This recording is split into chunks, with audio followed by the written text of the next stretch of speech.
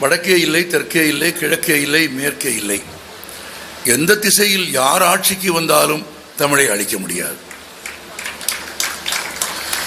எந்த திசையில் யார் ஆட்சிக்கு வந்தாலும், எந்த வண்ணத்தில் அதிகாரத்திற்கு வந்தாலும் தமிழை அழிக்க முடியாது.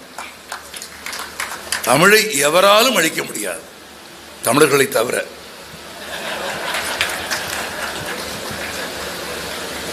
அந்த உரிமையை தமிழர் யாருக்கும் விட்டு கொடுக்க மாட்டான். ஏன் இப்படி சொல்கிறேன் என்று நினைக்காதீர்கள். ஒரு 10 பக்கம் எழுதினால் அதை பிறர் படிக்கிற மாதிரி இருக்குமா என்று உங்கள் ஆணையாளர் கேட்டார். 10 பக்கம் எழுத முடியுமா என்று நான் கேட்கிறேன். ஒரு பக்கம். நான் பல கல்லூரிகளிலே போய் பெண் குழந்தைகளுக்கு சொல்கிறேன், ஒரு முழு காகிதத்தில் சொந்தமாக தமிழில் பிழையில்லாமல் எழுதுகிறவனைத்தான் காதலிக்க வேண்டும் என்று. அப்படியானால் மாடெல்லாம் பிடிக்க வேண்டாம். பிழை இல்லாமல் ஒரு பக்கம் தமிழில் எழுதச் சொன்னால் நிறைய பேருக்கு திருமண வாய்ப்பு இல்லை. இல்லை, எனக்கு தெரியும். அது மட்டுமில்லை, அந்த ஒரு பக்கம் தமிழில் எழுதுவது ஃபார்வேர்ட் மெசேஜாக இல்லாமல் இருக்க வேண்டும், சொந்த செய்தியாக இருக்க வேண்டும். வல்லினம் மெல்லினம் பிழை இல்லாமல் எழுத வேண்டும். வல்லினம் மெல்லினம் இடையினம் பெரும்பான்மையான தமிழர்களுக்கு பலவீனம். ஏன்? நான் ஏன் முதலில் பேசுகிற போது சொன்னேன் ஈர்த்தமிழ் வளர்த்த மதுரை என்று. இங்கே தெரிந்தவர்களுக்கு தெரியும், தெரியாதவர்களுக்கு சொல்கிறேன். இரவு 10 மணிக்கு 9 மணிக்கு பட்டிமண்டபம் துவங்கும். காலஞ்சென்ற மகா சன்னிதானம் தவத்திரு குன்றக்குடி அடிகளாரின் தலைமையில் பட்டிமண்டபம் தொடங்கும். இந்த ஆண்டு அவரது பிறந்த நூற்றாண்டு. அவரது பிறந்த நூற்றாண்டை கொண்டாடும் விதமாகவும் நான் இதை உங்களுக்கு சொல்கிறேன். மகா சன்னிதானத்தின் தலைமையில் பட்டிமண்டபம் நடக்கும். மேலமாசி வீதி வடக்கு மாசி வீதி சந்திப்பில் இருக்கிற நேரு ஆலால சுந்தர விநாயகர் கோவிலில் வாசலில் நடக்கும். காமராஜர் சாலையிலே இருக்கிற அரசமரம் பிள்ளையார் கோவில் சிவராத்திரி விழாவில் நடக்கும். 3 அணிகளில் 9 அறிஞர்கள் பேசுவார்கள். 3 தலைப்பில் 3 அறிஞர்கள் அணிக்கு மூவராக 9 பேர் பேசுவார்கள். முதலில் அடிகளார் ஒரு முன்னுரை கொடுப்பார். பிறகு 9 பேர் பேசுவார்கள். 9 பேரும் பேசி முடித்த பிறகு 3 அணியின் தலைவர்களும் தொகுப்புரை வழங்குவார்கள். அடிகளார் பிறகு ஒரு அணியை நீக்குவார். மீதம் இருக்கிற 2 அணிகளின் நடுவு தலைவர்களும் வெற்றிக்கு முயல்வார்கள். அதில் எந்த அணி சிறந்தது என்று அடிகளார் தீர்ப்பு சொல்வார். இவ்வளவு நடந்து முடிகிற போது அதிகாலை 5 மணி ஆயிருக்கும். அந்த நேரம் வரை 2000 பேர் 3000 பேர். இவ்வளவு வசதியாக நாற்காலி எல்லாம் கிடையாது. தார் ரோட்டில் தரையில் அமர்ந்து கேட்டு தமிழ் வளர்த்த மதுரை இந்த மதுரை. நான் இன்னும் உரிமையோடும் ஒரு சாட்சியாக சொல்கிறேன். அப்படி ஒரு காலத்தில் தரையில் அமர்ந்து அடிகளார் பேசியதை கேட்ட பெருமை எனக்கு உண்டு. அப்படி தரையில் அமர்ந்து அடிகளார் பேசியதை கேட்ட நானே சில ஆண்டுகளுக்கு பிறகு கொஞ்சம் வளர்ந்த ஆளாகி மேடை ஏறி அடிகளாருக்கு பக்கத்தில் அமர்ந்தும் பேசியிருக்கிறேன், தமிழ் பேசியிருக்கிறேன். நான் ஏன் இதை சொல்கிறேன்? 9 பேர் பேசி முடித்துக்கிற வரையில் 5000 பேர் கேட்பார்கள்.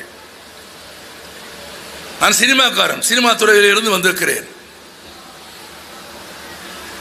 இரவு 9 மணிக்கு துவங்கி அதிகாலை 5 மணிக்கு முடிகிற சிந்தனை பட்டிமண்டபத்திற்கு இடையில் ஒரு நடிகை இல்லை, ஒரு நடிகை இல்லை, கவர்ச்சி இல்லை, அருவருப்பான ஆபாசமான நகைச்சுவை தோரணங்கள் இல்லை, இல்லவே இல்லை. உயர் தளத்திலான சிந்தனை, அறிவு. எந்த சமூகம் சிந்திக்கிறதோ, எந்த சமூகம் கற்கிறதோ அந்த சமூகம் வளரும். 2ஆம் உலக மகா யுத்தத்திற்கு பிறகு, ஒரு பேரழிவை சந்தித்ததற்கு பிறகு இன்றைக்கு உலக அரங்கில் ஜப்பான் உயர்ந்திருப்பதற்கு காரணம் எதுவும் இல்லை, வாசிப்பு. நீங்கள் நினைப்பது போல் ஜப்பானியர்கள் குட்டையர்கள் அல்ல. நீங்கள் நினைப்பது போல் ஜப்பானியர்கள் சப்பை மூக்கு அல்ல. அதெல்லாம் 1945க்கு முன்பு வாசிப்பில் வளர்ந்த ஜப்பானை நீங்கள் பார்க்க முடியும். வளர்ச்சி என்றால் உடல் வளர்ச்சியும் சேர்த்து, அறிவு வளர்ச்சியும் சேர்த்து. ரயிலில் பயணம் போனால், பேருந்தில் போய் பார்த்தால், பேருந்து பயணம் துவங்கிய 10வது நிமிடம் ஒரு பையை திறந்து தாய் ஒரு புத்தகத்தை படிக்கிறாள், இன்னொரு புத்தகத்தை குழந்தைக்கு படிக்க கொடுக்கிறாள், தகப்பன் ஒரு புத்தகம் படிக்கிறான். அந்த நாட்டில் பயணம் செய்த சில நாட்களில் ரயிலில் படிக்காமல் இருந்த மூடன் நான் மட்டும்தான். நான் சுற்றி பார்க்க போன பயணி என்ற பெருமையினால் வேண்டுமானால் தப்பித்துக் கொள்ளலாமே தவிர, நாடு வாசிக்கிறது மட்டுமில்லை, வாசித்து முடித்த புத்தகத்தை ரயில் நிலையத்தில் இருக்கிற புத்தக வங்கிகளில் வரிசையில் நின்று வைத்து விட்டு போகிறார்கள். வாசிக்க வாய்ப்பில்லாத, புத்தகம் வாங்க வழி இல்லாத இன்னொருவன் படிக்கட்டுமே என்று வைத்து விட்டு போகிறது அந்த நாடு. தமிழக அரசு மாவட்டம் முழுவதும் புத்தக திருவிழா நடத்த விரும்புகிறது. இவ்வளவு நாற்காலி, இவ்வளவு பந்தல், காற்றாடி, இவ்வளவு உழைப்பு, ஒவ்வொரு நாளும் ஒரு துறை. ஆனால் நான் மதுரைக்காரர்களை கேட்கிறேன், எவ்வளவு புத்தகம் வாங்கி இருக்கிறீர்கள்? எத்தனை வீட்டில் நூலகம் இருக்கிறது? எத்தனை வீட்டில் குழந்தைகள் படிப்பது போல நீங்கள் படிக்கிறீர்கள்? குழந்தைகள் படிக்க வேண்டும் என்று விரும்புகிற பெற்றோர்கள் குழந்தைகள் முன்பு படிக்கிறீர்களா? என்ன செய்கிறீர்கள்? இல்லையே. ஏதோ எதை விற்றால் லாபம் கிடைக்காதோ, எந்த தொழிலில் பெரும் பொருள் சம்பாதிக்க முடியாதோ, ஜெயந்தாவுக்கு தெரியும். ஏதோ ஒரு அரசு வேலை நீங்கள் கொஞ்ச நாள் பார்த்தீர்கள், நான் பார்த்தேன். அதை விட்டு தமிழ்நாட்டில் எங்கேயும் போய் எழுத்தாளன் என்று பெருமையாக அறிமுகப்படுத்திக் கொள்ள முடியாது. என்ன பண்றீங்க எழுத்தாளன் அப்படின்னு கேட்கிறான். சாப்பாட்டுக்கு என்ன பண்றதுன்னு கேட்கிறான். ஆமா, எழுத்தாளர்னா ஒரு 5ஆம் வகுப்பு பள்ளிக்கூடத்திற்கு போங்கள், ஒரு 8ஆம் வகுப்பு பள்ளிக்கூடத்திற்கு போங்கள், குழந்தைகளை எழுப்பி நிறுத்தி கேளுங்கள், நீ என்னவாக விரும்புகிறாய் என்று கேளுங்கள். 50 குழந்தைகள் இருக்கிற வகுப்பில் 50 45 பேர் மருத்துவனாக விரும்புகிறான். ரைட்டா தப்பா? 5 பேர் என்ஜினியராக விரும்புகிறான். எல்லாரும் டாக்டராக விரும்புகிறான். எல்லாரும் டாக்டர் ஆனால் எவன் நோயாளியாக இருப்பான்? எல்லாரும் டாக்டராக விரும்புகிறான், எல்லா இன்ஜினியராக விரும்புகிறான். ஆனால் நான் எழுத்தாளனாக விரும்புகிறேன், நான் எழுதுகிறவனாக கவிஞனாக விரும்புகிறேன் என்று சொல்லுகிற ஒரு குழந்தையை நீங்களும் நானும் ஏன் உருவாக்கவில்லை? 2000 ஆண்டுகளுக்கு முன்பு வாழ்ந்த எந்த அரசனின் பெயர் இந்த நாட்டில் இருக்கிறது? சொல்லுங்கள். பாண்டியர் வாழ்ந்தான், சோழன் வாழ்ந்தான், இதெல்லாம் இருக்கிறது. 2000 ஆண்டுகளுக்கு முன்பு தமிழ்நாட்டை, மதுரையை ஆண்டது யார்? யார் பெயரை நீங்கள் சொல்ல முடியாது. ஆனால் ஒருவன் பெயர் இருக்கிறது. அவன் வாலி சொன்னது போல குமரியில் தனியாக நிற்கிறவன். யார்? எவ்வளவு தயக்கம் உங்களுக்கு! 2000 ஆண்டுகளுக்கு முன்பு வாழ்ந்து எந்த அரசனும் எந்த பெரும் செல்வந்தனும் பெறாத, வரலாற்றில் இடம்பெறாத புகழை ஒருவன் பெற்றானே, அவன் கவிஞனா அரசனா? கவிஞனா அரசனா? இந்த கவிஞனின் பெயர் என்ன? வள்ளுவன். உங்கள் மொழிக்கு உலக பெருமையை தேடி கொடுத்தது யார்? யார்? உலகில் அதிகம் மொழிபெயர்க்கப்பட்ட புத்தகங்கள் எது? திருக்குரான், விவிலியம், பகவத்கீதை இருக்கட்டும், அது சமயங்களை சார்ந்த புத்தகங்கள். நம்பிக்கை உள்ளவர்கள் அதை பிற மொழிகளில் மொழிபெயர்த்திருக்கிறார்கள். நான் உங்களுக்கு சொல்கிறேன், எந்த சமயத்தையும் சாராமல், எந்த கடவுளையும் சாராமல் உலகில் அதிகம் மொழிபெயர்க்கப்பட்ட புத்தகம் என்ற பெருமையை யாரு உங்களுக்கு தேடி கொடுத்தது? இத்தனை பேர் இருக்கிறீங்களே, ஒருத்தன் உசுரை கொடுத்து கேட்கிறேனே,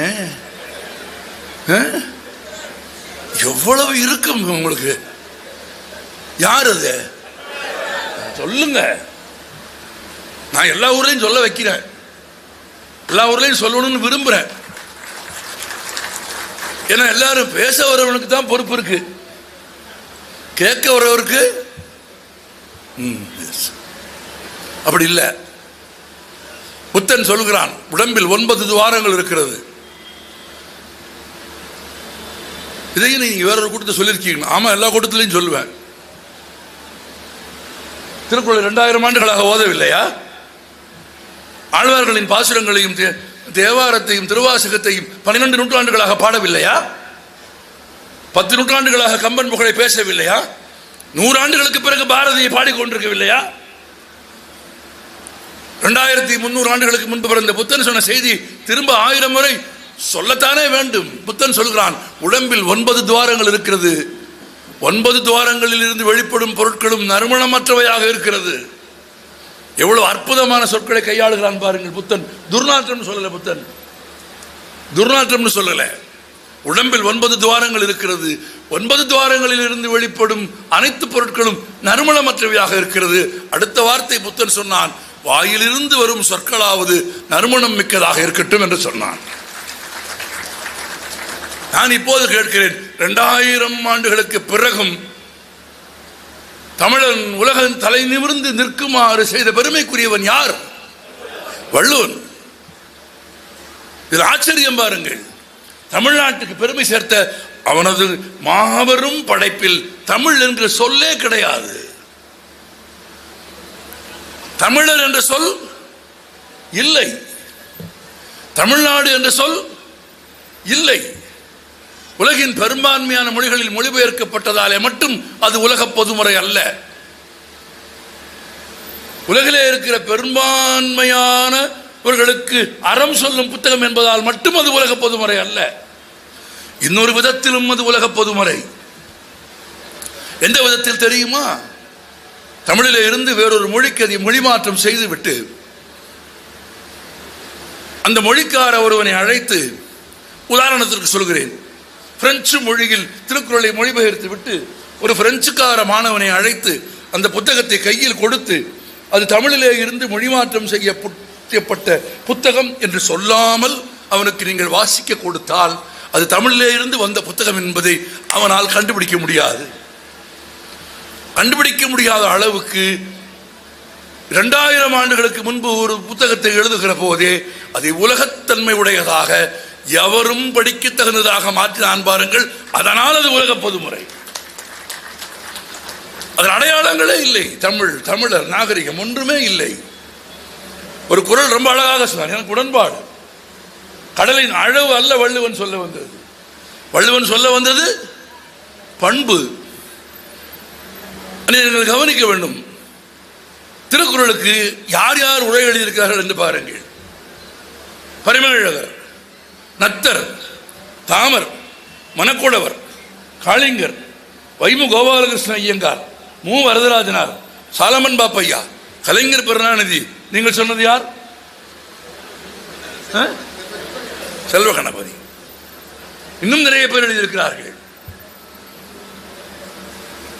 ஒரே புத்தகத்திற்கு இத்தனை உரை தேவையா என்று ஒருவர் கேட்கலாம், கேட்பாங்கல்ல.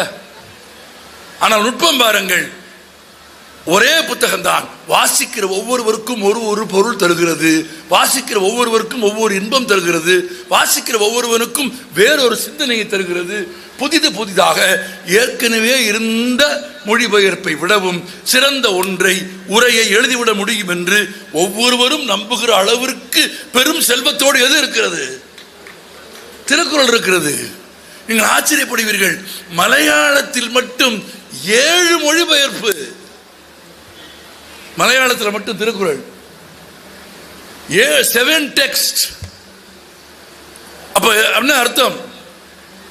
ஒரு மொழிபெயர்ப்பு வந்து விட்டது என்று மலையாளம் படித்து ஒருவன் முடிவுக்கு வரவில்லை. அதை படித்து விட்டு இன்னொருவன் முடிவு எடுக்கிறான், இதை விடவும் சிறப்பாக மலையாளத்தில் இதை சொல்ல வேண்டும் என்று கருதுகிற அளவிற்கு அவனை அது ஈர்க்கிறது. 2300 ஆண்டுகளுக்கு பிறகும் புது புது செய்திகளை சொல்கிறது. அதற்கு பெயர் தான் நவில் தொறும் நூல் நயம். வாசிக்க வாசிக்க ஒரு இன்பம், வாசிக்க வாசிக்க ஒரு புது அர்த்தம். நான் உங்களுக்கே சொல்கிறேன், நீங்கள் 20 வயதில் படித்த புத்தகத்தை 40 வயதில் படித்தால் 20 வயதில் படித்த புத்தகமும் 40 வயதில் படித்த புத்தகமும் ஒன்றா? இல்லை. ஆனால் புத்தகம் ஒன்று, நீங்கள் மாறுகிறீர்கள். புத்தகத்தின் சிறப்பு என்ன தெரியுமா?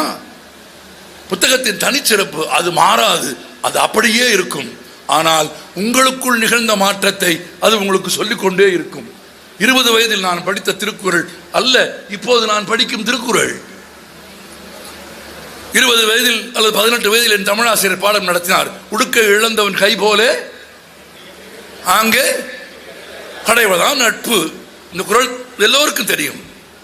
எனக்கு மிகுந்த மகிழ்ச்சி இத்தனை பேர் சொல்லுவது என்றால் எனக்கு தெரியும், இந்த மனப்பாட பகுதியில் இருந்தது.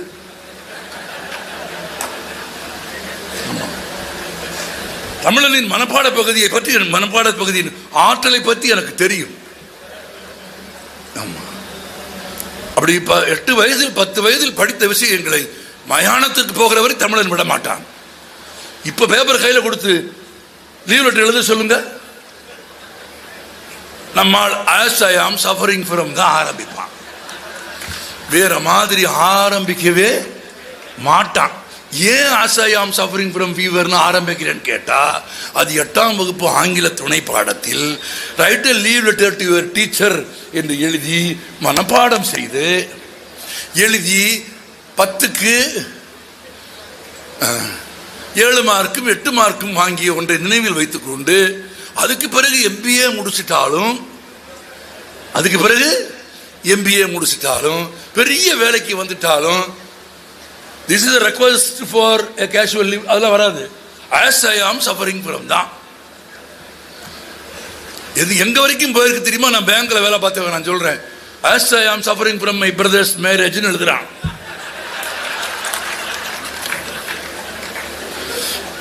பிரதர்ஸ் மேரேஜ் சஃபரிங் தான், அதுவும் எனக்கு புரியுது. ஆனால் as I am suffering from my brother's marriage I request you to grant me medical leave. Medical leave போட முடியுமோ? நீங்க கொடுப்பீங்களோ? கொடுக்க மாட்டான். மனப்பாட பகுதியில் இருப்பதா அது நிற்கிறது. ஆனால் என்ன மனப்பாடம் பண்ணி வைத்திருக்கு? என் ஆசிரியர் சொன்னார், உடுக்க இழந்தவன் கை போலே ஆகன் இடுக்கன் களைவதான் நட்பு. என்ன சொல்லிக் கொடுத்தார்? அவையின் கண் ஒருவரது ஆடை அவிழ்கிற போது, அதானே கரெக்டா சொல்றேனா? அவையின் கண் ஒருவரது ஆடை அவிழ்கிற போது கைகள் விரைந்து சென்று விரைவாக எப்படி பற்றுமோ அவ்வாறு நண்பனுக்கு தீங்கு வருகிற போது விரைந்து சென்று உதவுவது தானே. அதான் நவில் தரும் நூறு காட்டுகிற வேறுபாடு. வாழ்நாள் முழுவதும் திருக்குறளை அறிந்து கொள்வதற்கு கோனார் நோட்ஸை மட்டும் நம்பக்கூடாது. ஆமா, அது கவிக்கோ அப்துல் ரஹ்மான் கற்றுக் கொடுத்த பாடம். கவிக்கோ அப்துல் ரஹ்மான் ஒரு கவிதையில் போகிற போக்கில் எழுதிவிட்டு போனார். திருக்குறளில் பரீட்சை எழுத போனார் திருவள்ளுவர், பெயிலாகி போனார். திருக்குறளில் பரீட்சை எழுத போனார் திருவள்ளுவர், பெயிலாகி போனார். ஏனெனில் அவர் படிக்கவில்லை, கோனார் நோட்ஸ் படிச்சு மனப்பாடம் பண்ணி அதை கக்குனா தான் திருத்திர வாத்தியாரே அதுக்கு மார்க்கு போடுவார். வேற புதுசா ஒண்ணு நீங்க சிந்திச்சு எழுதிட்டீங்கன்னா வாத்தியார் உங்களை பாராட்டுவாரா? உனக்கு எதுக்கு இந்த வேலைன்னு கேட்பாங்க. புதுசா சிந்திக்கிறவனுக்கு கேட்கிற முதல் கேள்வி என்ன? உனக்கு எதுக்கு இந்த வேலை அப்படின்னு கேட்பான். ஆனா வாசிப்பில் அதுதான் வேலை. புதிதாக சிந்திப்பதுதான் வாசிப்பில் வேலை. அதே திருக்குறளை நான் இப்ப படிக்கிறேன். பள்ளிக்கூடத்தில் படிக்கும் போது எங்க வாத்தியார் சொன்னார், ரைட், அவையின் கண் ஆடை அவிழ்கிற போது கைகள் எவ்வளவு விரைவாக சென்று பற்றுமோ, ரைட், ஓகே. பரிமேலழகர் அதேதான், நத்தர் அதேதான், காமர் அதேதான், மணக்குளவர், சுஜாதா, எல்லாருமே நான் படித்த எல்லா உரையும் அப்படித்தான் இருக்கு. ஆனா மறுபடியுமா வீட்டில் உட்கார்ந்து திருக்குறள் படிச்சுக்கிட்டே இருக்கிற போது ஒரு இரவில் அந்த குறளை படிக்க நேர்ந்த போது சட்டுன்னு ஒரு வெளிச்சம் தருகிறது. அந்த வெளிச்சத்தை யார் கொடுக்கிறா? வள்ளுவன் கொடுக்கிறான். எனக்கு ஒரு மாற்று உரை தோன்றுகிறது. என்ன உரை? உடுக்கை இழந்தவன் என்று வள்ளுவன் எழுதுகிறான். இழந்தவன் என்பது திட்டவட்டமான இறந்த கால சொல். நழுவிக் கொண்டிருக்கிற போது என்கிற நிகழ்கால தொடர் அதற்கு பொருந்துமா? பொருந்தாது. இழந்தவன் என்றால் என்ன அர்த்தம்? பூச்சின்னு அர்த்தம். அது இல்லை. இழந்தவன் கை என்ன செய்யும்? சொல்லுங்க சபாஸ். இழந்தவன் கை என்ன செய்யும்? இழந்தவன் கை பிறப்புறுப்பை மறைத்து மானத்தை காக்க முயற்சிக்கும். வள்ளுவன் சொன்னது விரைவு அல்ல, பண்பு. வள்ளுவன் சொன்னது விரைவு அல்ல. அந்த விரைவுக்கான பொருள் அங்கே இல்லை. வள்ளுவன் சொன்ன பொருள் இழந்தவன் கை எப்படி மானத்தை காக்குமோ அதுபோல கை தனக்குரிய பணியை விட்டுவிட்டு மானம் காக்கிற பணிக்கு போவது போல நண்பனுக்கு தீங்கு வருகிற போது உன் பணியை விட்டுவிட்டு அவனுக்கு நேர்ந்த தீங்கை மாற்றுவதற்கு நீ போ என்று வள்ளுவன் காட்டுகிறான் என்று சொன்னால் அது நவில் தரும் நூல் நயம். ஆமா, அந்த நவில் நூல் நயம் எது தெரியுமா? அது எதுக்கு சொல்றான் வள்ளுவன்? அது பகில் தரும் பண்புடையார் தொடர்புன்னு சொல்லிட்டான். இதுக்கு தான் அந்த சொல்லி வந்து நிப்பாட்டினேன். நட்புக்கு வள்ளுவன் சொல்லுகிற இலக்கணம் அது. தொடர்ந்து படிக்கிற ஒரு புத்தகமும் தொடர்ந்து படிப்பதால் கிடைக்கிற இன்பமும் மேன்மக்களோடு தொடர்ந்து பழகுவதால் ஏற்படுகிற இன்பமும் ஒன்று என்று வள்ளுவன் சொல்கிறான் என்றால் நண்பர்களே ஒன்று புரிந்து கொள்ளுங்கள். வாழ்க்கையில் உயர்ந்த நட்பும் வாசிப்பும் வேறு வேறு அல்ல. புத்தக திருவிழாக்களுக்கு புத்தகங்களை சென்னையிலிருந்து சுமந்து கொண்டு வந்திருக்கிற புத்தக வெளியீட்டாளர்கள், பப்பாசியின் உறுப்பினர்கள் இங்கிருந்து போகிற போது மதுரையில் கொண்டு வந்த புத்தகம் விற்றது என்கிற பெயரை நீங்கள் சம்பாதித்துக் கொடுக்க வேண்டும். புத்தகம் வாங்குவதற்கு பணம் இல்லை என்று சொல்லாதீர்கள். புத்தகங்கள் படிப்பதற்கு நேரமில்லை என்று சொல்லாதீர்கள். வீடுகளில் ஒரு சிறிய நூலகங்களை அவசியம் உருவாக்குங்கள். நூலகம் இல்லாத ஒரு வீடு கல்லறைக்கு ஒப்பானது. நான் 100 1000 தலைமுறைகளுக்கு சொல்கிறேன், கல்வி ஒன்றினாலே தான் ஒரு சமூகத்தை உயர்த்த முடியும். கல்வி ஒன்றினாலே தான் உயர்த்த முடியும். இந்தியாவினுடைய பெரும்பான்மை மாநிலங்கள் ஒப்பிடுகிற போது மிக உயர்ந்த இடத்தில் தமிழகம் இருப்பதற்கு காரணமே தமிழகத்தின் கல்வி வளர்ந்தது, கற்போர் எண்ணிக்கை உயர்ந்தது. அதை பெருந்தலைவர் காமராஜர் தொடங்கி வைத்தாரா இல்லையா? கட்டணமில்லாத பள்ளிக்கூடங்களை யார் திறந்தது? கல்விதான், காமராஜர் தான். அலை அலையாக நண்பர்களே, அலை அலையாக ஏழை குடும்பங்களை சேர்ந்த பெண்கள், குழந்தைகள், ஆதிவாசிகள், பழங்குடிகள், தாழ்த்தப்பட்ட மக்கள் பள்ளிக்கூடங்களுக்கு திரண்டு வந்தார்களா இல்லையா? இந்த தலைமுறையில் 45 வயது 50 வயது கடந்த அவ்வளவு பேரும் அந்த கல்விதானே படித்தோம். உண்டா இல்லையா சொல்லுங்கள். நாங்கள் என்ன பெரிய இங்கிலீஷ் மீடியத்திலேயே படித்தோம்? நாங்கள் என்ன கிளாஸுக்கு ஒரு யூனிஃபார்மா போட்டோம்? இல்லையே. 8ஆம் வகுப்புக்கு ஒரு யூனிஃபார்ம், 9ஆம் வகுப்புக்கு ஒரு யூனிஃபார்ம். 1960களில் 70களில் ஒட்டுமொத்த தமிழ்நாட்டுக்கும் ஒரே சீருடை தெரியுமா உங்களுக்கு? காக்கி டவுசரும் சொல்லுங்க, சத்தமா சொல்லுங்க. ஏன் காக்கி சட்டையும் வெள்ளை சட்டையும் போட்டதால் நான் ஏழை, நீ பணக்காரன், நீ உயர்ந்தவன், நான் தாழ்ந்தவன் என்ற உணர்வு இல்லாமல் குழந்தைகளுக்குள் சமத்துவ உணர்வை உண்டாக்கிய ஒரு தலைமுறை கல்வியை தந்தார்களா இல்லையா? நாங்கள் பணியாற்றுகிற தமிழ் சினிமாவில் பள்ளிக்கூடத்தில் உருவாகிய நட்பை மையமாக வைத்து, 2 நண்பர்களுக்கு இடையிலே இருக்கிற நட்பை மையமாக வைத்து தமிழ் சினிமாவில் எழுதப்பட்ட கதைகள் மட்டும் 100 கணக்கில் நண்பர்களை மையமாக வைத்து எழுதப்பட்ட கதைகள்.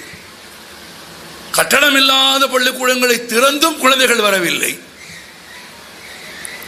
கட்டணம் இல்லாத போதும் ஏன் குழந்தைகள் வரவில்லை என்று முதலமைச்சர் ஆய்வு செய்த போது ஒரு ஏழை விவசாயி சொன்னான், உங்களை நம்பி நான் பள்ளிக்கூடத்துக்கு அனுப்புனா என் பிள்ளைக்கு யார் சோறு போடுவாங்க? சாதாரணமாக முதலமைச்சரை நேரில் பார்த்து கேட்ட கேள்வி அது. பணம் கட்ட வேணாம்னு தெரியும்ல, பிள்ளைகளை பள்ளிக்கூடத்துக்கு அனுப்பாம ஏன் உன் கூட மாடு மேய்க்கிறதுக்கு வச்சிருக்கேங்க என்று கேட்டார்.